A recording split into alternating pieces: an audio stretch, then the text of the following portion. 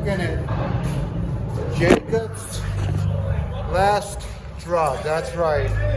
My friend Jacob Lee Peener, who's no longer with us. He died suddenly, as they say in the business.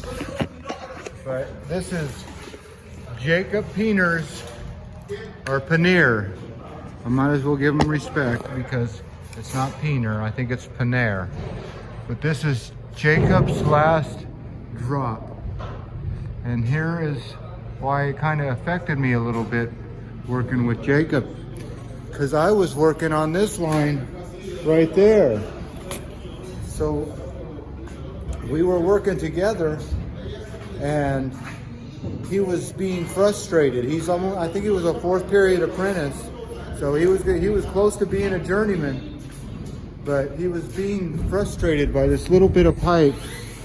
And you can see that it is coming down the wall a little crooked. Yeah, that's not good. And here's what he was fighting with. I told him to use unistrut bolts. I can't really show you over there where mine are, but let me walk you up this ladder. See how his all-thread rod is hitting the top of the ceiling there almost? Or maybe it is. You can see it's scratched up he got his rod to touch, but he just was fighting it. So he wasn't happy he had to work on this ladder and do pipe fitting. So that's his last drop coming down. And it looks like everything seems to be tight. And yeah, that could have been his last fire sprinkler head right here. Well, you tell me. Jacob's last drop, you could tell it's a little crooked. And we might as well come out here and see the other side of the wall, because it should have probably been cut back, but these heads are kind of weird anyway. Yeah, that should have been cut way back. But they're too low anyway, so I don't know what's going on with that. Okay. One last look at Jacob's last drop. Well, as always, I'd like to thank you again for coming along with me to see Jacob's last drop. You never know when your time's up. You know, we go through all these feelings when someone dies. You know, at first I was really sad, and then I got mad, and then I got sad, and then I got mad, but I never got glad. So maybe I'm glad that he doesn't have to do this anymore and have the pressures of having people bark at you all the time. Being an apprentice is a hard job. So Jacob, enjoy your last drop. Enjoy this video. And yeah, like I said, I was mad because Jacob, when he died, he killed somebody.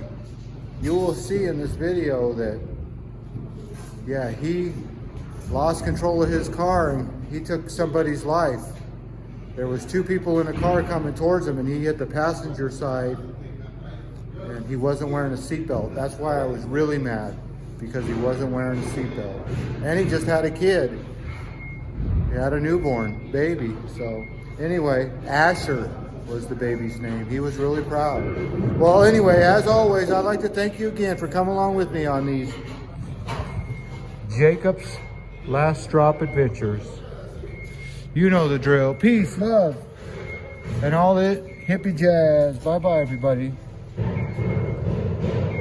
Oh, I can't stand when people leave their lifts on.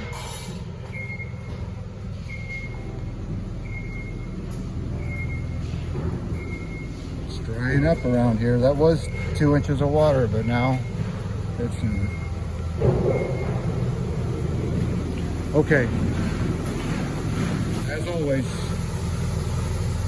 Thanks again for coming along with me on these little adventures. Bye-bye, everybody.